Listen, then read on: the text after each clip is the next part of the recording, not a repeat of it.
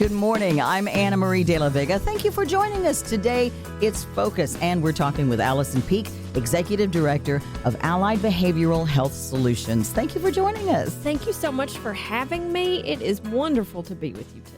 So what is Allied Behavioral Health Solutions about, and how can that help people who might be listening right now? Allied Behavioral Health Solutions is what we call a community mental health center. And so that means that as an organization, we really are working to make available mental health services to individuals of all ages, all stations in life, regardless of what their needs may be, that they have a place that they can access to ask questions, to be curious about their own experience of being human, and about what it is to be in relationship with the humans around them. What do you mean what it is to be in relationships with the humans around them?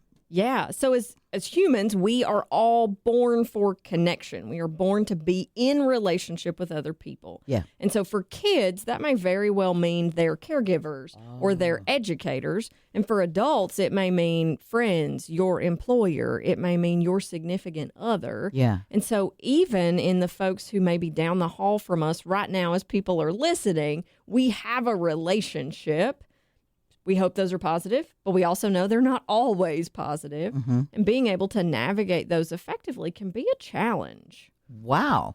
So Allied can kind of help us understand ourselves and understand others better so we can kind of go through it without as much stress. We are hoping to help navigate the ups and downs of life alongside individuals and families, and whether they be children or adults. So that we really are working towards this idea of a better outcome for all, so that folks are able to really identify what they are hoping their life could look like, and we can come alongside them to help get them closer to that outcome. And you said it's open to anyone in the community. Absolutely. So we serve all ages, and so that means perinatal meaning mamas who are pregnant, but babies are not yet born. Oh. All the way through geriatrics and end of life. Okay. And so that also includes things like family therapy, individual therapy, also what we would refer to as medication management. That might be seeing one of our psychiatric providers. And so all of those things work in combination together Right. to help people be the best selves that they want to be. Is this a service that insurance pays for sometime? So we accept all insurances, and we do mean that quite liberally. Like, we accept all insurances. And everybody's insurance is individual. And so what each insurance plan will cover sometimes varies. All right. But if you'll give us a call, we can easily tell you what your benefits are and can easily either help guide you to what your benefits will cover or get you connected with one of our providers and get that taken care of through your insurance. Oh, wow. Where is Allied Behavioral Health Solutions? So we currently have 5 offices, 4 of those in Middle Tennessee and 1 in East. So our primary location is in Nashville and Midtown between Church and Charlotte. And we have an office in Goodlettsville, 1 in Clarksville, 1 we just opened in Smyrna. And then our East Tennessee location is in Jefferson City. So we have hopefully a location near us that we can get some help from. Absolutely. And in addition to that, we also do telehealth. So telehealth really, since the beginning of COVID, has been a thing that has made care, whether it's medical care or behavioral health care, more accessible. Yeah. And so if all of those locations still feel like that's a bit of a drive for you, then we can still get you connected with one of our highly trained providers in a setting that allows you to access from wherever you may be across the state. And part of what is the challenge in some people's lives might be that they don't have good transportation, they don't have a great job, and so that helps take care of that challenge, and they can still get some support to navigate these things. Absolutely. And that may not be everyone's case, but it may also be that some folks just don't want to drive to downtown Nashville. So I'm there 5 days a week, and I love it, and I love Nashville, and parking is a thing, right? And so telehealth also helps us to navigate those things that might make an appointment additionally stressful, whatever they may be. Do you have like group sessions, individual sessions? What is offered? Like, what are we looking at? Generally speaking, we are working with individuals in individual sessions. But our Rooted Connections program is our project specially focused on new moms and all of the folks that help new mamas parent, Oh. whether that be a husband or a best friend or grandma, that we're really wrapping around that family as they come to understand what it is to have a new baby in their world. If you are somebody who's had littles in your life, then we all remember those days where you like walk a hallway with an infant and they're crying and you're crying and no one's totally sure what to do. And even in the things that are really beautiful about new children, they're a lot, right? Yeah. And so that Rooted Connections program allows us to provide a group-focused experience for new mamas who are really struggling with all the things that come with being a new parent. Lack of sleep, increased hormones, changes to routine. That process of becoming a parent also always calls into question of like, who are we as people? Oh, gosh. Right? Like all the things you knew about yourself are now suddenly different and take on a new priority. And so Rooted Connections allows us to bring groups of those mamas together in order to really support them through that first 6 months to a year after a baby is born.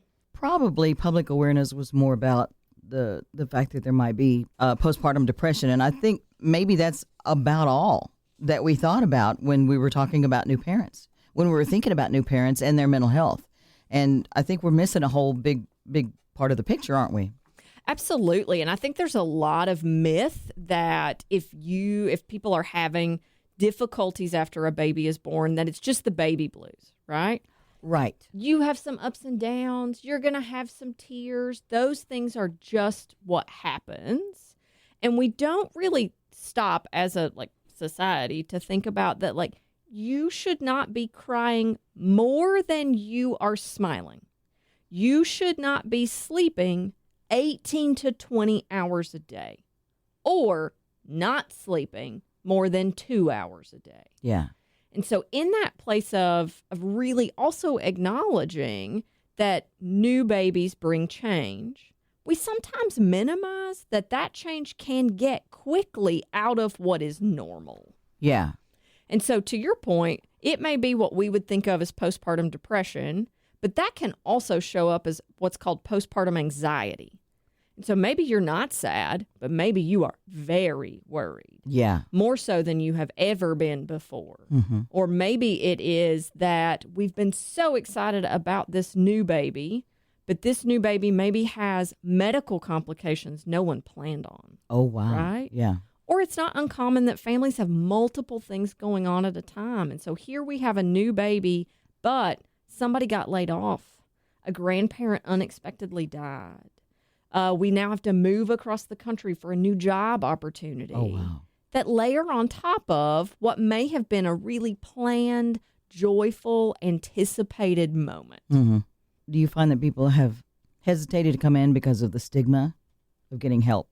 We often see that folks are really concerned that if they say something about this process of being a new parent doesn't feel the way I thought it would, that they worry people will judge them or think they are bad parents. Yeah. Or call child welfare on them. And that is a lot to hold when, as a new parent, you are hoping for help to make sure you are doing everything you can for this new baby that you love. Mm-hmm. So part of getting associated with Allied Behavioral Health and getting into Rooted Connections also is the hope of saying, in a group, you can see you are not alone. That we are sitting together to say, big life changes really are hard. Mm-hmm. Even when there are incredible, joyful moments, that we still want to do these changes together. Yeah. And have some support and encouragement. And I think that isolation, that feeling of isolation is a big one when you feel like it's just you. Absolutely. And there are moments where folks also really become concerned of if they ask for help, is this going to mean that they're going to end up hospitalized? Oh. Are they going to end up on the radar of the state? Oh, right? gosh. Those are big, scary words. Sure. And there is a lot of things that can be of support and can really come alongside families that are nowhere near those really big, scary ideas. Mm-hmm. And that's not to say that there aren't moments in time where things like psychiatric hospitalization are necessary, but they're rare. Mm-hmm. And so Rooted Connections is a way that Allied Behavioral Health Solutions can really support new families in building connections, remembering they're not alone, getting qualified therapeutic support at this moment of change in their life without the fear of being judged or of being escalated to another service that feels big and reactive. And I think if they get that help and that support earlier, that might help prevent it from escalating, correct? Absolutely. Just getting out of control. I just can't deal with it. Absolutely. We want to recognize that becoming a parent is a life transition. And life transitions, in their best of forms, are still stressful. And all of behavioral health is about, again, helping us to build relationships effectively, form connections that are meaningful, and to be able to navigate those transitions in a manner that we are all happy with at the end of the process. That's a beautiful thing that you just said. I like that. If you're just joining us, I'm Anna Marie, and this is Focus, and we're talking with Allison Peak, the Executive Director of Allied Behavioral Health Solutions. What is the name of the program for new parents? Rooted Connections. Okay. And so those services are available in person in our office in Smyrna and also via telehealth for those individuals where Smyrna might be outside of your transportation zone. Yeah. I like how you worded that, transportation zone. What about family members and even people who are helping to take care of young kids who might need some additional guidance and help? Absolutely. Again, this process of being in relationship as humans is about a life transition. And so we think about that really with young babies, with bringing home an infant. But that also happens when kids go to kindergarten, when kids go to high school, when kids go to college, when we get married, when we get divorced, like those big moments in kind of our life cycle, if you will, that those transitions can get bumpy. And they get bumpy not only for those of us going through that transition, but the people who love us as well. Right.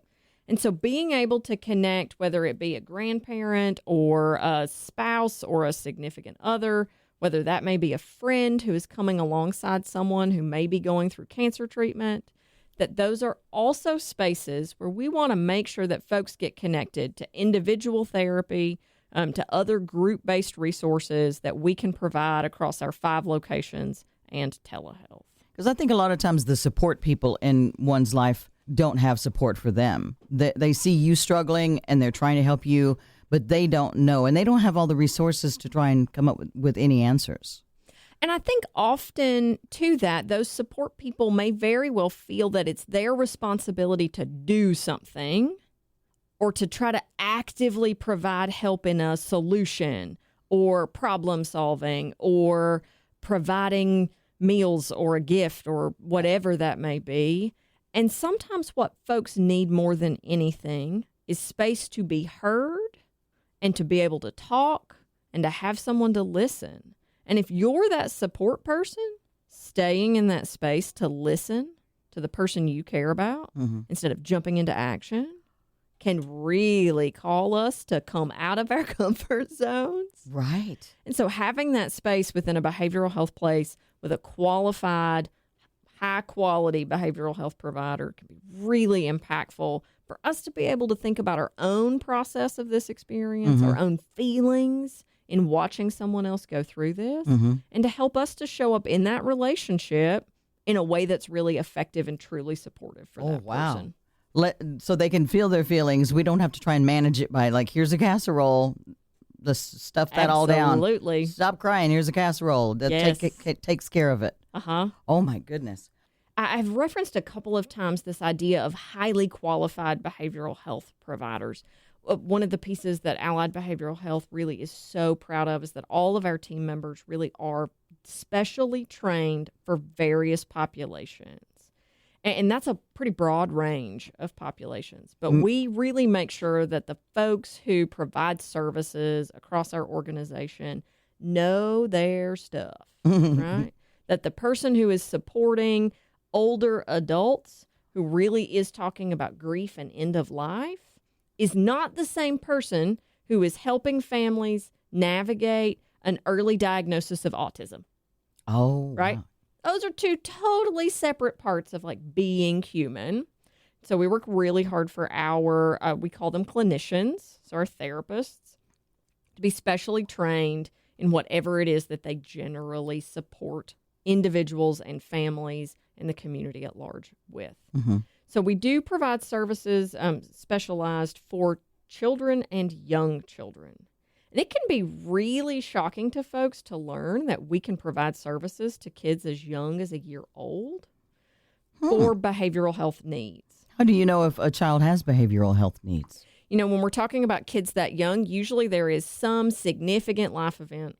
We've got a kiddo who has been a witness to a violent crime. Oh, We've got a kiddo who has experienced severe child abuse. We have a child who's been removed from a home, potentially for parental substance abuse, or some type of homelessness, or parents' severe mental illness. oh, And so these are young children who have typically seen really scary things. yeah. And so often in that space, people know that a really big thing happened, right? Like Yeah. this child saw a community shooting. This child saw a tragic car accident where someone died. Mm-hmm. This child was witness to domestic violence where the police showed up. Mm-hmm. And so those services for young children are always about both that child and all those caregivers. Huh. We want everybody who loves on this kiddo to be engaged in helping this young child understand that the world is not always a scary place Yep. and that they can really trust other adults to keep them safe and to make sure that those big scary things don't happen all the time. Because kids don't know. They can't have any clue that it doesn't happen all the time like that. And that every man who a male hit their mom, that every man is not dangerous. They don't have any way to navigate through all of that. Right. I had a mentor one time who told me that when we're thinking about children, especially before they get to about second grade, if you think about your kindergarten year, you spent one whole year in kindergarten by the time that you reached your 6th birthday. 365 days out of your 6 years of life was equal to 1/5 of your whole world experience, Right. right? Now, as grown adults, 1/5 of our whole world experience would be like, for me, it's probably 7 years at this point or something. Like it'd be a long time. Yeah. So for young kids, to your point, those experiences are so much bigger Whoa. because this is all they have to compare it to, And for all they know, this always happens. right? This happens forever, for all they know. Forever and for everyone. Oh my gosh. How does a child get to that help? Is it a referral? Is it a parent, a family member going like, I'm now having to try and take care of my grandchild because somebody else was put in jail for substance abuse. How does the kid get to the help? The positive thing about behavioral health services in the state of Tennessee are that you can get to behavioral health services any way you want. You do not need a referral from a physician, but if you have one, we'll take that too. Yeah. If you call, we will gladly take your phone call and get you scheduled as quickly as is possible. Wow. So you don't have to have a referral, but you can have a referral. If you have the legal custody of a child, Yeah. you can always call on their behalf. For individuals who may be foster parents out there or have a child who's got engagement with foster care, then those folks from the state can also call us. And so we're really eager to work with whoever loves this baby to make sure that they get the services that they need. And that may mean on our end, we're going to help you make some phone calls. We're going to help you navigate getting to the right person. Yeah. But at the end of the day, we want to make sure that this family who has questions about what's going on in their family's world start to get some answers. How can Allied Behavioral Health Solutions do that? Make sure everybody gets an opportunity for help. We offer high quality services and support across all 5 of our locations and telehealth in order to help families fully understand what is happening for them and then to be able to provide them with options. Sometimes that looks like staying in services with us as an organization, and sometimes it looks like coordinating with their pediatrician, their primary care physician, school systems, occupational therapy, whoever else in their world may be coming alongside to act as that support that we talked about earlier. Whoa. Yeah. We also at Allied Behavioral Health Solutions, we provide a service in partnership with the Association of Infant Mental Health in Tennessee called the Warm Line. And that Warm Line acts as a support to a lot of those professionals we just named. So those early childhood educators, doulas, home visitation professionals, child welfare staff across the state, that if those professionals also have questions about a mama, about a cousin, about a grandparent, about anybody that they interact with in their world of work, that they can call and say, what might we be able to do? And that Warm Line's going to support them in thinking through that situation, asking questions to get the information we really need, and then getting them connected to a resource coordinator who's going to help find those resources in local communities and get them connected to a real person. Wow. This is a wonderful service. This is wonderful for our community. Do you have any success stories you can tell me about? I think about recently we had a family who called. There were concerns about a child who was 4, had been in a preschool setting, and days were hard. This child was spending about 11 hours a day at this childcare. Parents worked full time, right? Yeah. So by the time you drop off this child, commute into work a full day, commute back, pick them up, that's a long time. Yeah. And this child was really struggling to understand all the other kids in their classroom. Oh. Social skills were not going well. Yeah. Other kids would bump into them, and they would perceive that as this child tried to fight me, this child wanted to hit me. Right. Rather than, 4-year-olds are clumsy. Yeah. Right? And teachers were starting to get frustrated. Teachers were starting to get frustrated and say, we can't keep them calm. The whole class is upset. Somebody's crying because they hurt somebody else's feelings. Somebody else is crying because their feelings got hurt. Yeah. And this teacher said, I don't know what to do. I don't feel effective at my job. Wow. I don't know how to navigate. So that Warm Line was an opportunity for one of our licensed behavioral health providers to sit with that early child educator and say, what's your experience like? Tell me what we know about the kids in your classroom. Tell me what we know about this 4-year-old and their family. And to really think about, what would it be like at 4 to have an 11-hour day? As an adult, when we have 11-hour days, I go to bed at 9 o'clock and I'm like, please don't speak to me. I know. Right? I know. Don't bump me for sure. Yeah. So to be able to think about what that experience was like for everybody who was involved, and then to start to make some action plans. Did this kiddo need an extra nap in the morning? Did this kiddo need quiet time in the afternoon so that they had some additional space to get it together before we came back out to play with everybody else?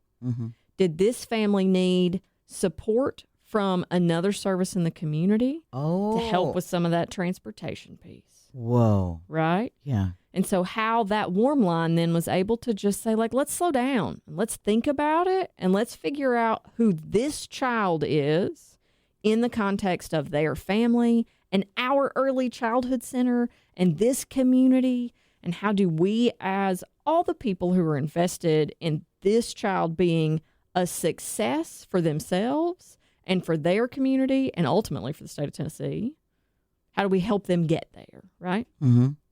That's amazing. Because when families are working full-time like that, they're kind of in crisis all the time, and they don't have time and energy and may not know what to do if they did have time and energy to make sure that their kid gets all the input that they need to help them learn how to navigate their world. Absolutely. And I think whether it is through a program like Rooted Connections, whether it is through the Warm Line that Allied Behavioral Health supports, whether it is through individual therapy for that caregiver. Ultimately, what we are hoping is to help people understand what are all the pieces that you are navigating and how do we begin to make sense of it all. Our world moves very quickly these days. And to be in a place where, as humans, we expect that we're going to be good at our jobs, good at being in relationship with other people. Like, we want to be a good wife and a good mom. We want to be a good husband and a good son. Like, we want to be good at those things. Yeah. And all of that takes a lot of work. And to try to do it all at the same time can be a lot of pressure. And then you get something in that throws a little curveball in there, and it all falls apart. All the stuff you feel like you had kind of stacked up for a while. Absolutely. We often talk about it a bit like a juggling act, and that some of the balls that we juggle as humans are rubber. Like, if you drop one, it'll bounce back. Yep. But some of them are glass, and if you drop those, they scuff, right? They nick. They don't really come back to the same shape they originally were. Oh. And so how do we acknowledge that and be able to kind of repair those glass balls as much as we can? Like if that was a relationship, that Right. ball that you let drop or whatever. Yep. How Or do a you- job where you had to drop that ball for a minute. But also to say, like, where are the pieces that are the rubber balls? What are the things that are going to bounce back in your world? And what are the things that are glass and are going to take a bigger impact, right? And so just helping folks to begin to sort through all of those things, again, so that they reach what they feel like is their better outcome. I just recently started getting into a therapist online talking about early childhood trauma and how the way I do things can be related to my early childhood trauma. And I had been looking for someone. So would Allied Behavioral Health Solutions be somewhere I would want to go to talk to someone about that and get maybe therapy or... Absolutely. We talked earlier about this idea that when you are a young child, so much of the percentage of your experience Yes. is taken up by these things. Yes. Right. We often talk about that this experience of when you are little first is universal, right?